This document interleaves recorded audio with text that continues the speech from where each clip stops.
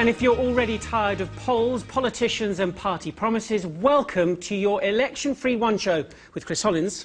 And Louise Minchin, and tonight a giant, literally, of British comedy who is man enough to fill these, come on here, size 14 shoes. Wowzers. It is, of course, Stephen Merchant.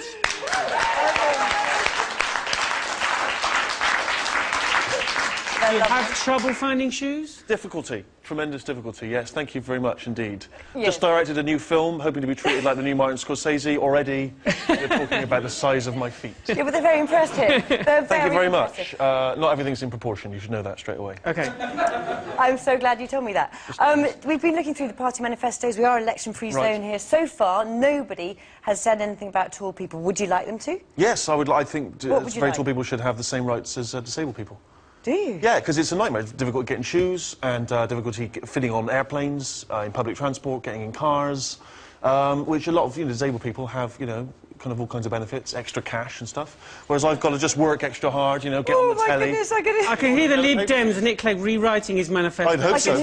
I can hear the complaints too. Exactly. Really? No, I'm just saying it would be nice to get some kind of allowance. That's Wow. We'll see what we can do. And we will also... You asked me. We'll also talk about your movie, Cemetery Junction, I promise you, a little bit later in the programme. Yes. Thank you very much indeed for the time being. OK, parents, as the school holidays come to an end, we've got some good news. Anita's here. Now, I can accept 9¼ hours sleep. I can get that. Doesn't necessarily mean you have to come into school later. Just go to bed earlier. Well, that's why the school in Glasgow are trying to retrain the young people, retrain the teenagers, to show them, look, get enough sleep. Because most of them, the ones I spoke to anyway, weren't going to bed until midnight. One of them wasn't going to bed until 2 in the morning. I said to them, well, what are you doing till 2 in the morning? Facebook, MySpace, computer, watching a bit of telly. And so, And lots of people will say, well, that's the problem, get rid of all of those out of their bedrooms and then they'll go to bed earlier. Yeah, but there is a school of thought that says teenagers are naturally rebellious, so whatever you tell them to do, they're not going to want to do it. And actually, you might have computers and phones and all the rest of it now, but I'm sure when you were a young lad, you were listening to Radio Caroline, Chris, and I don't know, Louise, maybe you were reading Jackie. It's really embarrassing. Radio 4 for hours and hours. So teenagers, I don't know, so there's two schools of thought, but I mean, the school that's trying this, that are starting at 10 o'clock rather than 9 o'clock, have found that absenteeism has dropped. They don't know whether it's affected the school exam results because they haven't actually sat any exams yet, but the headmaster certainly thinks it's a brilliant idea. What were you like? Well, he hasn't got to come in till... Exactly. The teachers, funnily enough, love it, yeah. I reckon they should come in at midday and go home at 1. There's a school in Kent that sixth form doesn't... 3 days a week, they start at 11:30. That's like practically lunchtime. That's absurd. Coming Just may as well go into their house. That's lazy. That's so lazy. Well, talking of teenagers... What were you like? Were you grumpy? Yeah, were you a happy teenager? What were you like? That's pretty easy going, It's weird watching a report because I realised that Ricky Gervais is still exactly the same as that. It's so bizarre. He's like almost 50 and he refuses to start work before about 11 and then we have this long lunch and then we're back home by 3. Sounds like a great and he's also kind of temperamental, he's got short attention span, eats terribly, mood swings, just like everything about him. He hasn't changed at all, so... Well, we've got a little sneaky look, haven't we, Anita, of what you were like when you were a little boy. Just have a look at this cute little... So gorgeous. What have you got in your hand? That's probably late 70s. I think that's a cucumber. What I like about that picture is that even then I sort of think I'm Frankie Howard. Sort of arched arm. Oh, look at the size of that. Very cute, very cute. Oh, no. I like that. Well, I've got a picture of a rather moody teenager, because teenagers tend to be a little bit stroppy. Wow. Yeah, that's great. That's young Louise there. God, you look miserable. What's up? I was... Oh, a lip salve. Is this like an advertising promotion? Your hair may be a mess, but look at my lips. And just very quickly, at least I wasn't trying too hard like somebody else might, and I know who. Yeah, Wow. I didn't get lucky. Imagine my surprise at that party that I went to.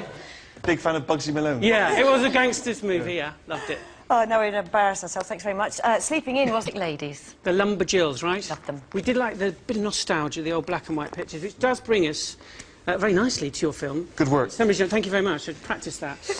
Because it takes us back to the 70s. It's a coming-of-age film. But we loved going back to the 70s. Why did you choose that period? Well, yeah, I mean, one of the reasons was we wanted to do something that was kind of nostalgic and that sort of romanticised our memories of growing up in the 70s and in my case, sort of, I suppose, the 80s. And sort of painting that as a portrait of Britain that you often don't see in movies. Often, you know, movies made here are very gloomy and heavy, and they're brilliant, but they're kind of depressing and you're not sure you actually want to trudge to the cinema and see it. Whereas we wanted something that was kind of more of I don't know, that was almost like Hollywood was doing a version of small-town England, you know, and make it kind of bright. And our memory of growing up then was that it seemed like the summers went on forever and everything was much sunnier and rosier. And even though it's still a story about people wanting to escape that life and see the world and expand their horizons, nevertheless, it's still hopefully quite a sort of romantic portrait of that time. But hopefully as well that it's not alienating to people who are, you know, sleepy teenagers now because I think the stories are still the same. But it's aspirational, isn't it, as well? Right. And what was your inspiration? Things like Bruce Springsteen, that kind of thing? Well, Bruce Springsteen's very good at, one of those people, again, who's very good at sort of romanticising small-town America, you know, and he can somehow make it feel very cinematic, and yet it's about real people doing real jobs. And there's a lyric at the end of one of his songs, Thunder Road, where he says, it's a town full of losers and we're pulling out of here to win, and then the saxophone comes in, and it gives me goosebumps every time I hear it. And Rick and I have loved that song for ages, and we sort of wanted, in a way, to do a film that had a little bit of that spirit, if you like. You know? Now, you mentioned Ricky. You co-wrote it, correct me if I'm wrong, co-produced it, co-directed with it.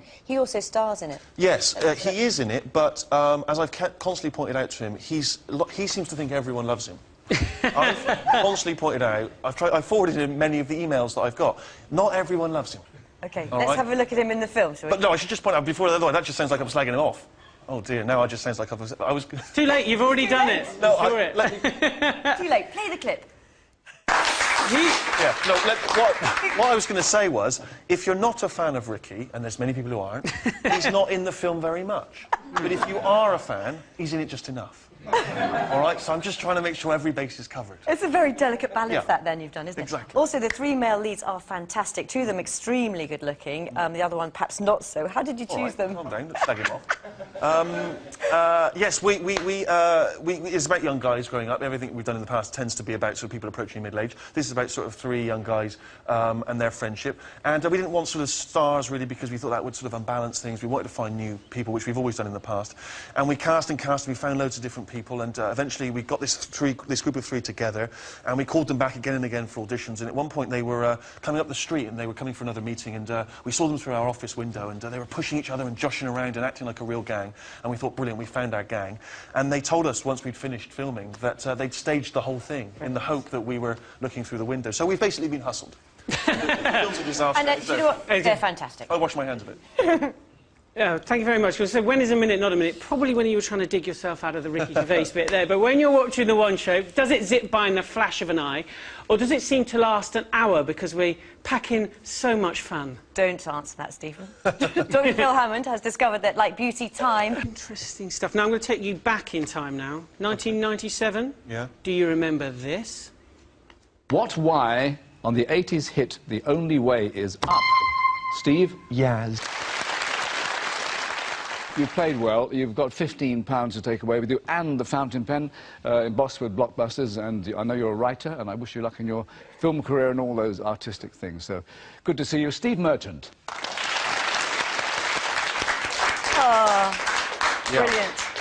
We want to see how good you are at blockbusters still, but you're not paying for one of their pens. We've got a very special pen here, look. Oh, that's... A one-show pen. It's been embossed and everything for you. Sure, yeah. OK? All right, brilliant, thank you. Ready to play? No, hands off. OK, God, right, OK, all right.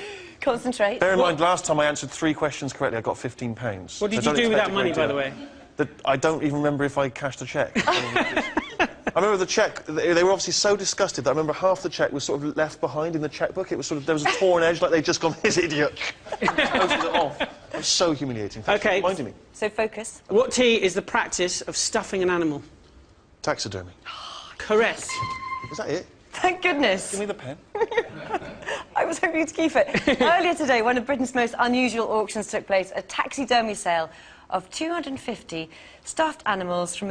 Because you stretch the skin over your pre-prepared body form. Not yours, but a So you cat. mount and then stuff? You basically you form and then mount. Form, mount, stuff? Never stuff. Never stuffing. Get stuffing out of your mind. OK. It's mounting. Just OK, mounting. anyway, apart from all that, is it legal, any of that? All displays after 1947 have to have paperwork. All taxidermists have to be registered. You can't just mount anything you found by the side of the road. You can't. I've learned that to my cost. Obviously the case that it's all regulated now. But, you know, documents, paperwork, rare species, all very, very tightly controlled. So basically, what happened today at this auction? Well, if we have a look here, for instance, that one there. What the heck is that? That is what's known as rogue taxidermy. That's a vampire duck. That went for £1,600. Right. That is totally weird, isn't it? So what is that a mixture of? That's a mixture of a duck, a vampire-toothed cat, and webbed feet. Now, you see, think about... If you A think vampire-toothed cat? Yes. Are they a common species? Well, and look, if you put yourself in the mind of a Victorian... Yes. Now, you saw a platypus for the first time. Cover your ankles. You'd have thought that's invented. You'd have thought that's invented because the people thought it was a duck stitched onto a beaver. OK. Yes. Do you know what, guys? Fascinating, weird. Thank you, though. I've got two Thank more you. pictures. I know you have. It's too late. Yes. It's too late. 2,800. 2,800 there. Well, that is it from us tonight. Thanks, Paddy. Thanks, Stephen. Good luck with Cemetery Junction. It's out tomorrow, correct? Thank you. Yes, and on tomorrow's show, the man, the myth and the meatloaf will be here. And give us back that pen. Come on. Oh, please. See you then. Bye-bye. Bye-bye.